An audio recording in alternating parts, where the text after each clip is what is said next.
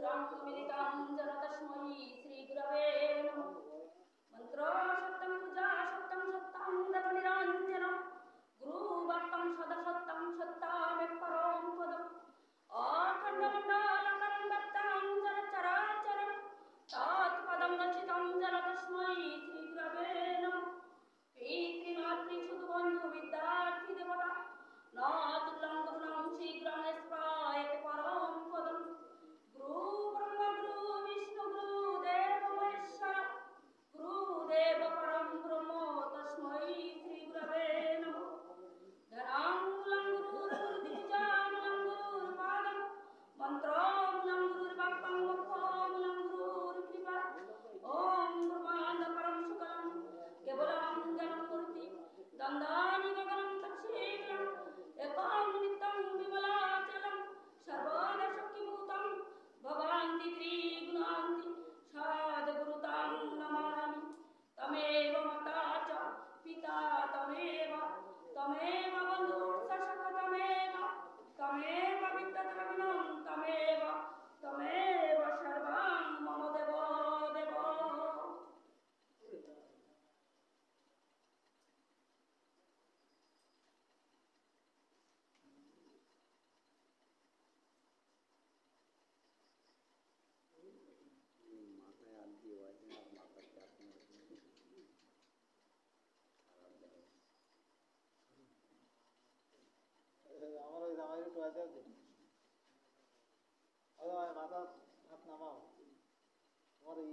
देव।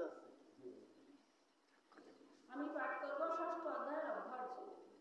অলঙ্কৃত কর্মফলং কার্যং কর্ম কरोति সন্ন্যাসোচ্চযোগী চ নিবৃত্তস্পুর্য ইং সন্ন্যাসমিতপ্রভো ছিদ্যপাণ্ডব হং কশ্যপে ভবন্তি কচ্চন যোগলোহতৈষবসম কর্মার্থতে। শ্রীকৃষ্ণ কহিলেন, কর্ম না করিলে কেহ ত্যাগী হইতে পারে না। যে ব্যক্তি ফলত্যাগী তিনি সত্যিকারের ত্যাগী। সন্ন্যাস ও কর্মযোগ দুই এক। কামনা থাকা পর্যন্ত কেহ কখনো যোগী হইতে পারে না। যে ব্যক্তি যোগ লাভ করিতে চান তিনি কর্মকে ধারণ করিয়া থাকেন, আর যিনি যোগরূঢ় তিনি কর্ম ত্যাগ করেন। যিনি যোগরূঢ় তার ভোগে আসক্তিও নাই, কর্মের বন্ধনে কিছুই নাই। যিনি সর্বদা সব বিষয়ে অনাসক্ত থাকেন। যোগরূঢ় ব্যক্তি আত্ম দ্বারা আত্মার উদ্ধার করিবেন, তিনি কখনো আত্মাকে অবনতি প্রাপ্ত হইতে দিবেন না। আত্মাই আত্মার বন্ধু, আত্মাই আত্মার শত্রু। যে যোগী পুরুষ আত্মাটাই আত্মা তার বন্ধু, আর যার আত্মজ্ঞান নাই আত্মা তাহার শত্রু। যোগী পুরুষ সর্বদাই সংযমী ও উদার।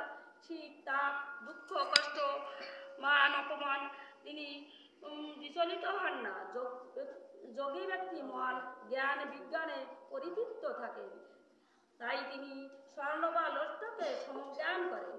পাপ পুণ্য শত্রু মিত্রে যার সর্বজীবে তাহার সমবুদ্ধি তিনি দেশী, তিনি শ্রেষ্ঠ ব্যক্তি। যোগী ব্যক্তি নিষ্ক্রিয় জিতেন্দ্রিয় পরিগ্রহবিমুখ, তিনি সর্বদা নির্জনে বাস করেন। যোগী ব্যক্তি স্থির মনে সমতল স্থানে কুশাসনে উপবেশন করেন। যোগী ব্যক্তি কুশাসনে বসিয়া সংযত চিত্তে অভ্যার্যোগ করেন, তাহাতেই তাহার আত্মশুদ্ধি হইয়া থাকে।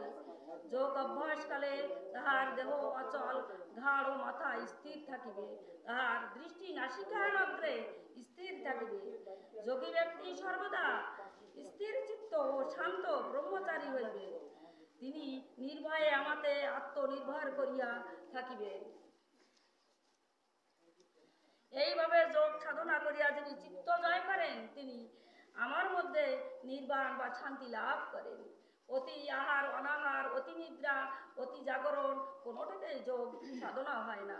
যিনি নিয়মিত যোগী, নিয়মিত আহারী, নিয়মিত কর্মী, নিয়মিত চেষ্টাশীল, তাহার নিদ্রা জাগরণ নিয়মিত, তাহারই যোগ সাধনা হইয়া থাকে। তিনি সংযত আত্মমোহিত চিত্ত, সর্বকর্মে স্পৃহশূন্য, তাহার যোগ সাধনা হইয়া থাকে।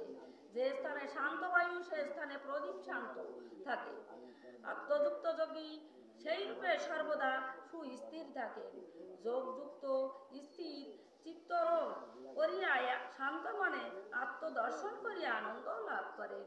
আত্মদর্শন হইলে যোগীর মন স্থির হয়, আর সেই অপূর্ব অবস্থায় বাক্যতীত বা অতীন্দ্রিয় সুখ লাভ করিয়া থাকে।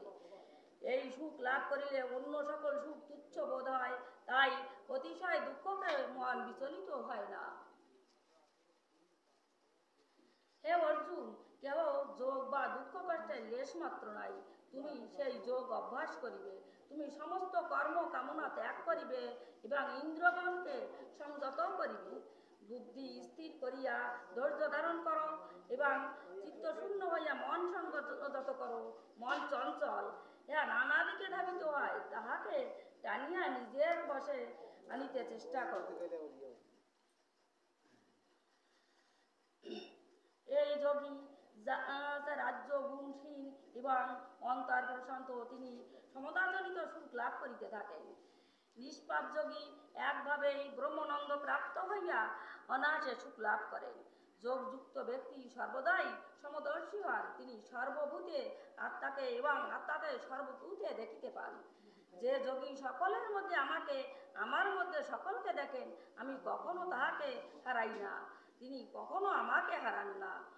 আমি সর্বভূতে বিরাজ করি, ইহা জানিয়া যে ব্যক্তি আমার ভজনা করে, সে ব্যক্তি যেভাবেই থাকুক না কেন, আমি তাহার মধ্যে বিরাজ করি। হে অর্জুন, যিনি সুখ দুঃখ সর্বজীবে সমদর্শী, তিনি শ্রেষ্ঠ যোগী। অর্জুন বলিলেন, এই যোগের কথা তুমি আমাকে এখন বলিলে আমার চঞ্চল মনে তাহা স্থায়ী হইতেছে না। হে কৃষ্ণ, মন বড়ই চঞ্চল, বাতাসের মতো, এ মনকে দমানো শক্ত। শ্রীকৃষ্ণ বলিলেন, হে অর্জুন, এই চঞ্চল দুর্জয় মনকে অভ্যাস বা বৈরাগ্য দ্বারা বসে আনিতে হয়। অসংযত ব্যক্তির পক্ষে মনকে বসে আনা কঠিন, কিন্তু সংযমী ব্যক্তির পক্ষে মনকে জয় করা কঠিন নয়। অর্জুন বলিলেন, যোগরূহ ব্যক্তি যদি যোগভ্রষ্ট হন, তবে তাহার গতি কি হয়? যোগরূহ ব্যক্তি যদি জ্ঞানের পথ বা কর্মের পথ হইতে ভ্রষ্ট হন, তাহা হইলে তাহার ছিন্ন মেঘের মতো নষ্ট হইবেন। হে কৃষ্ণ, তুমি দয়া করিয়া আমার সন্দেহ দূর করো। হে দয়াময়, তুমি ছাড়া যে এই সন্দেহ দূর করিবে কে? শ্রীকৃষ্ণ বলিলেন, হে অর্জুন, যে ব্যক্তি শুভ কাজে রত থাকে, তাহা ইহলোক পরলোক দুর্গতি হয় না।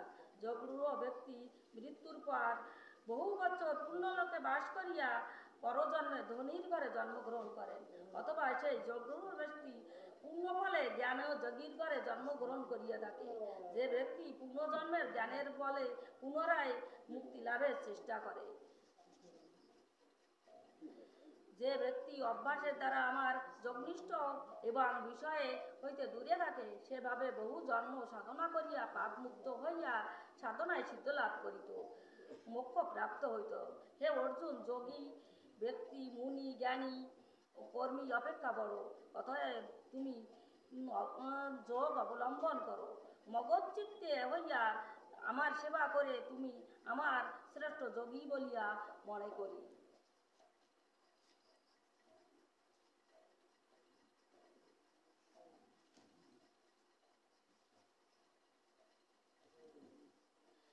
সৌনক বলিলেন, হে সুত, ব্যাসদেব যেভাবে গীতার মাহাত্ম্য বর্ণনা করিয়াছিলেন, তাহা সেভাবেই বর্ণনা করো। সুত বলিলেন, গীতার মাহাত্ম্য অতি গোপনীয়, ইহা ঠিকভাবে বলিবার শক্তি তো কাহারও নাই।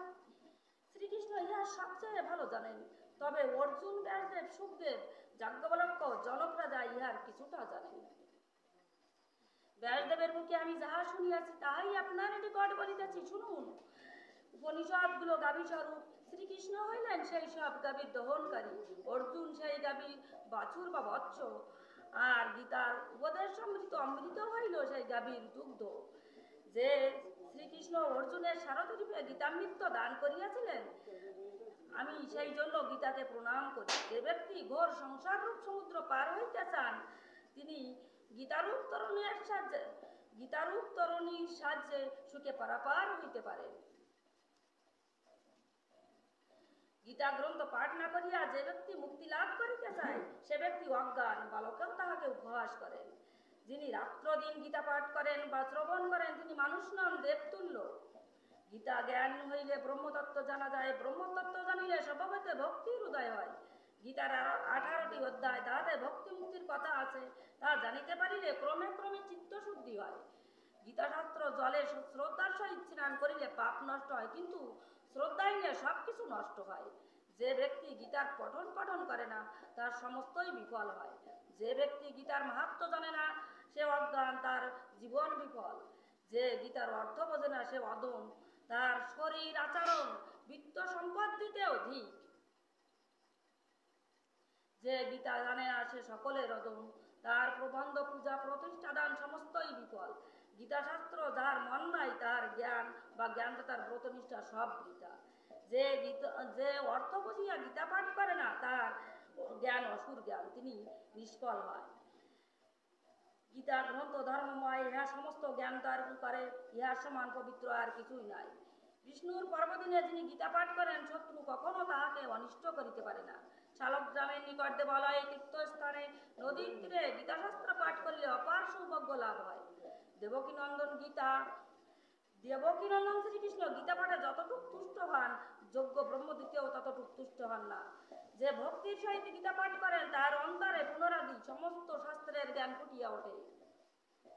যোগস্থানে সিদ্ধপীঠে শিলাগ্রামের সজ্জন সভায় যজ্ঞে বা বিষ্ণু ভক্তের নিকট গীতা পাঠ করিলে সিদ্ধ লাভ হয়। প্রতিদিন গীতা পড়িলে বা শুনিলে অশ্বমেধ যজ্ঞের ফল লাভ হয়। যিনি গীতার অর্থ শোনেন বা অন্যকে শোনান বা কীর্তন করেন তিনি মুক্তি লাভ করেন। যে ভক্তির সহিত গীতা দান করেন তার বাচ্যপ্রিয় গৃহলক্ষ্মী হয়। সেই ব্যক্তি সৌভাগ্য, আরোগ্য, যশ, সুখ লাভ করেন, তার কোনো দুঃখ কষ্ট হয় না। যে বাড়িতে প্রতিদিন গীতা অর্চনা হয় সে বাড়িতে কোনরূপ দুঃখ অশুভ ঘটিতে পারে না। যে বাড়িতে সেই বাড়িতে আত্মাদিক, আদি ভৌতিক, আদি দৈবিক এই 3 প্রকার দুঃখ আসিতে পারে না। প্রতিদিন গীতা পাঠ করিলে বিস্ফোটক আদি জন্মে না, কৃষ্ণের প্রতি একনিষ্ঠ ভক্তি লাভ হয়। সর্বদা গীতা পাঠ করিলে সকলের সাথে বন্ধুত্ব জন্মে। গীতাপাঠী মহাপাপ বা অতিপাপ করিয়া পাপ মুক্ত থাকে। গীতাপাঠী অনাচার অবক্ষ ভজন করিলেও পাপ তাকে স্পর্শ করে না। গীতাপাঠী জানিয়া বা না জানিয়া যত পাপ করে গীতাপাঠের ফলে সমস্ত নষ্ট হয়। গীতাপাঠী যদি যেখানে সেখানে খায়, যেখানে সেখানে হইতে দান গ্রহণ করে তথাপি সে পাপে লিপ্ত হয় না। গীতাপাঠী যদি অন্যায়ভাবে পৃথিবী হরণ করিয়া লয় গীতাপাঠের ফলে তার সব পাপ নষ্ট হয়। যার মন প্রাণ সর্বদা গীতায় নিবিষ্ট থাকে সে ব্যক্তি পণ্ডিত ক্রিয়াবান, তিনি দার্শনিক, ধনবান, যোগী, জ্ঞানী, তিনি বেদান্ত দর্শক ও যাজ্ঞী। যে গৃহে গীতা গ্রন্থ থাকে সে গৃহ সর্বতীর্থের সারস্বরূপ। যে প্রতিদিন গীতা পাঠ করে এবং তার জীবোদ্ধার পর মৃত্যুর পর দেবগণ তাকে রক্ষা করে। যেখানে গীতা পাঠ করা হয় সেখানে নারদাদি ভক্ত সহ শ্রীকৃষ্ণ বিরাজ করেন। যে ব্যক্তি গীতার আলোচনা যেখানে আলোচনা করা হয় সেখানে শ্রীকৃষ্ণ রাধার সহিত বিরাজ করেন। শ্রীকৃষ্ণ বলিলেন, হে অর্জুন, গীতা আমার হৃদয়, গীতা আমার জ্ঞান, গীতাই আমার শ্রেষ্ঠ পদ, গীতাই আমার উত্তম স্থান, গীতাই আমার পরম পদ, গীতাই আমার গুহা, গীতাই আমার গুরু। আমি গীতায় আশ্রয় করি অবস্থান করি, গীতাই আমার ঘর, গীতাই আশ্রয় করি আমি ত্রিলোক পালন করি। গীতাই আমার ব্রহ্মবিদ্যা, গীতাই বাক্যচিতা, সনাতনী মাত্রা রূপা।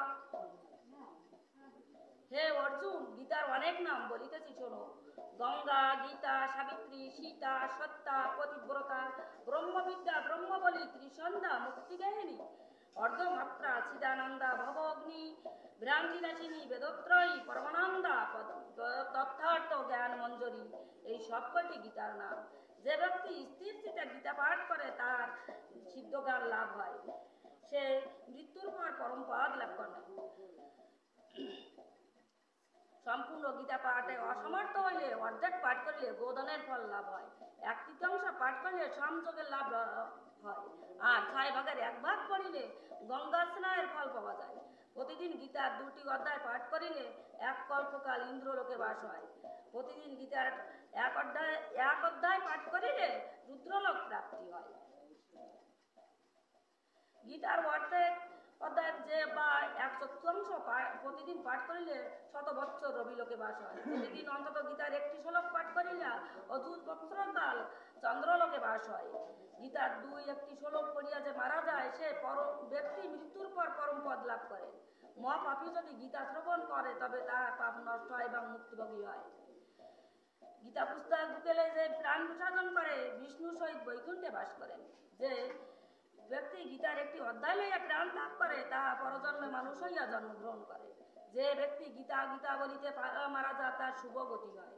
গীতা পাঠ করিয়া যে কাজ আরম্ভ করা যায় সে কাজই নির্দোষভাবে সুসম্পন্ন হয়। পিতৃশ্রাদ্ধে গীতা পাঠ করিলে পিতা সন্তুষ্ট হইয়া স্বর্গে গমন করে। পিতৃগণ গীতা পাঠে সন্তুষ্ট হইয়া পুত্র আশীর্বাদ করিয়া পিতৃলোকে চলিয়া যান। ধেনু পুচ্ছের সহিত গীতা পাঠ করিলে তৎক্ষণাৎ দাতার বাসনা পূর্ণ হয়। ব্রাহ্মণকে স্বর্ণর সহিত গীতা দান করিলে দাতার পুনর্জন্ম হয় না। যিনি 100 গীতা পুস্তক দান করেন তিনি ব্রহ্মলোক প্রাপ্ত হন, তার পুনর্জন্ম হয় না। গীতা গ্রন্থ দান করিয়া সপ্তকল্পকাল বিষ্ণুর সহিত বাস হয়।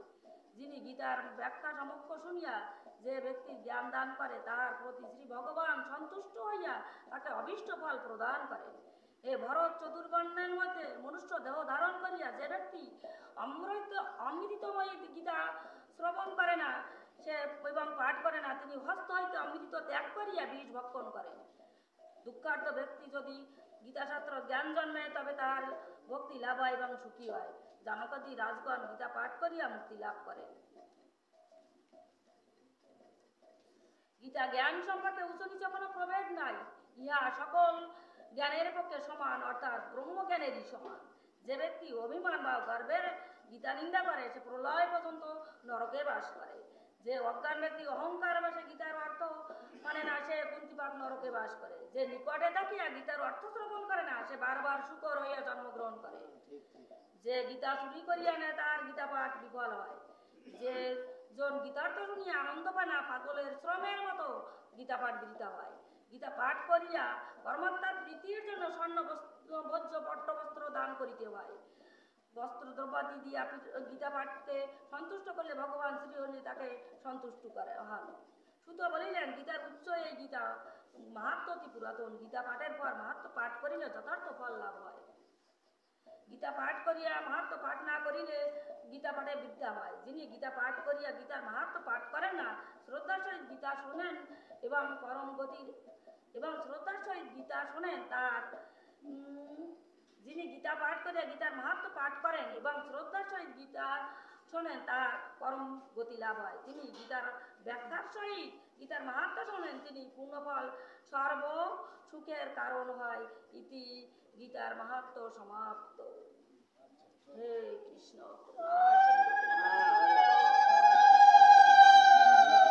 জয় জয় রাধা গোবিন্দের কৃষ্ণ প্রেমানন্দে পার করি হরি বলো। বাবু আমাদের এই আশ্রমের ঠিকানা একটু বলে দাও, নাম টাম বলে দাও।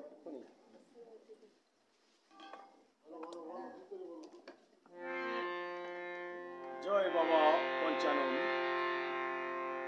এই আশ্রমের ঠিকানা হলো বটপাড়া রাধা গোবিন্দ সেবা আশ্রম, খুলনা জেলা ডুমুরিয়া থানার অন্তর্গত